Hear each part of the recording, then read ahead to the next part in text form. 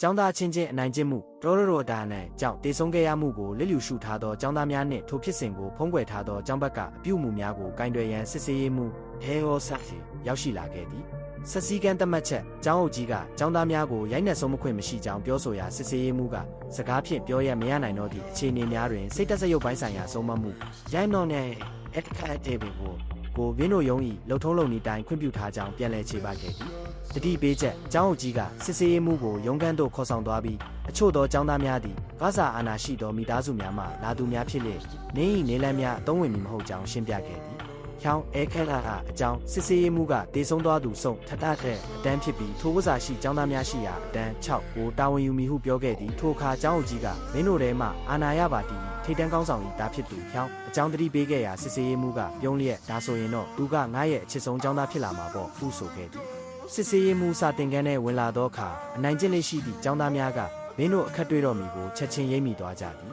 မေကုန်းထုတ်ခြင်းစစ်ဆေးရေးမှုကတန်းခေါ်ချိန်တွင်စုံအမီတို့ရောက်သောအခါစုံပါကြောင့်တေဆုံးသွားရသည်ကိုတိပါသလားဟုတန်းနဲ့မေးမြန်းခဲ့သည်ကျောင်းသားတဦးကစုံသည်စာမေးပွဲကြရှုံးမှုကိုမခံစားနိုင်ပဲတုံးစွာတေချောင်းကြံခဲ့ခြင်းဖြစ်ကြောင်းစနောက်၍ဖြေကြားခဲ့သည်တိုက်ရိုက်အေးအေးယူခြင်းထိုစကားကိုကြားသည်နှင့်စစ်ဆေးရေးမှုကထိုကျောင်းသားကိုချက်ချင်းဆွဲယူကာတန်းဖော်များရှေ့တွင်ပင်ရိုက်နှက်ဆုံးမခဲ့သည်အတန်းဖော်တေဆုံးသွားသည့်တိုင်နောင်တမရကြသေးသည့်ကျောင်းသားများ၏အမူအရာကိုတွေ့ရသောအခါတတန်းလုံးကိုတိုက်ထိုးတထင်းလေးရဲနဲ့ခိုင်းခဲ့သည်။ကျောင်း၏စိန်ခေါ်မှုနှင့်အဆုံးသက်ကျောင်းကအတန်းဖော်များကိုမထားဘဲအေးစေးထိုင်နေရန်တားမြစ်ခဲ့သည်စစ်ဆေးရေးမှုကအမိန့်ကိုထပ်မံပေးတော်လဲမိသူများမလှုပ်ရှားကြပေကျောင်းကစစ်ဆေးရေးမှုထက်သူ့ကိုပိုကြောက်ကြပုံရသည်ဟုလောင်ပြုံးဖြင့်ပြောလိုက်ရာစစ်ဆေးရေးမှုကကျောင်း၏ခေါင်းကိုစာပွဲပေါ်သို့ရိုက်ချလိုက်ပြီးမင်းရဲ့တတိတွေကိုပြဆန်းတိုက်ထိုးကြဟုကျင်းမောင်းလိုက်သည်ကြောက်လန့်သွားသောကျောင်းကစတင်တိုက်ထိုးရပြီးကြံကျောင်းသားများလည်းချက်ချင်းလိုက်လုပ်ခဲ့ကြသည်နေ့လယ်စာစားချိန်တွင်ချောင်းသည်ထုံးစံအတိုင်းအခြားကျောင်းသားများကိုနိုင်ကျင့်ကတန်းကြော်ခဲ့သည်စားဖို့မှုဖြစ်ဟန်ဆောင်ထားသောစစ်ဆေးရေးမှုကသူ့ကိုတားဆီးပြီးတန်းနောက်သို့သွားရန်ပြောခဲ့သည်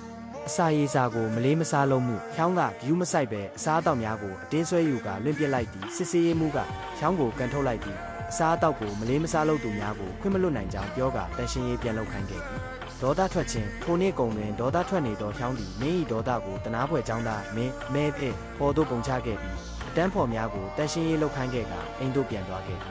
်နေအိမ်သို့တွားရောက်ခြင်းစစ်ဆေးရေးမှုသည်ချောင်း၏အိမ်သို့တိုက်ရိုက်တွားရောက်ခဲ့ပြီးချောင်း၏ဖခင်ယူနင်းတဲ့နှင့်တွေ့ဆုံခဲ့သည်ဖခင်ဖြစ်သူအားစိန်ခေါ်ခြင်းစစ်ဆေးရေးမှုကမင်းသားကိုကောင်းကောင်းမဆုံးမခဲ့တဲ့အတွက်ငါခေါ်သွားပြီးသူငယ်ချင်းတွေရဲ့အလုပ်တွေကိုကူညီခိုင်းတော့မယ်ခုအပြက်ပြောခဲ့သည်ဖခင်ယူကစစ်ဆေးရေးမှု၏ရဲတင်းမှုကိုအံ့နာသွားပြီးဝင်မရှုပ်ရန်တတိပေးခဲ့တော်လဲစစ်ဆေးရေးမှုကငါ့ကိုနောင်တရအောင်လုပ်ပြလေဟုဆိုကာချောင်း၏နားရွက်ကိုဆွဲခေါ်ဆောင်သွားပြီးတန့်စင်ကန်တက်ရှင်းရေးခိုင်းခဲ့သည်အကွက်စင်ခြင်းစစ်ဆေးရေးမှုကိုအကွက်စင်ရန်အတွက်ချောင်းသည်မိမိကောင်းကိုမိမိဘာသာစောင့်ကာဖခင်ဖြစ်သူကိုတိုင်ကြားခဲ့သည်သို့တော်စစ်ဆေးရေးမှုကမင်းရဲ့တုံးတဲ့သားကသူ့ဘာသာနာအောင်လုပ်တာလေဒါငါပြစ်လားဟုပယ်ချခဲ့သည်မင်းအနိုင်ကျင့်ခံရမှုချောင်းသည်မင်းကိုဆက်လက်အနိုင်ကျင့်နေစေဖြစ်သည်ထိုအကြောင်းကိုသိရှိသွားသောစစ်ဆေးရေးမှုကမင်းကိုမိမိဘာသာမကာကွယ်နိုင်ပါကထွက်ပြေးပုံဆောင်ခြင်းတီလဲနေလန်းတစ်ခုဖြစ်ကြောင်းပြောပြခဲ့သည်လေ့ကျင့်ပေးခြင်းစစ်ဆေးရေးမှုသည်မင်းကိုနေ့စဉ်ထွက်ပြေးနိုင်ရန်အတွက်အပြေးလေ့ကျင့်ပေးခဲ့သည်စကားစမြည်ပြောဆိုခြင်းညစာအတူစားစဉ်စစ်ဆေးရေးမှုကမိဘများကိုတိုင်ကြားရန်အကြံပြုခဲ့ရာမင်းကမိဘများမှအလုရှုံနေကြောင်းဖြေကြားခဲ့သည်ထိုအခါစစ်ဆေးရေးမှုက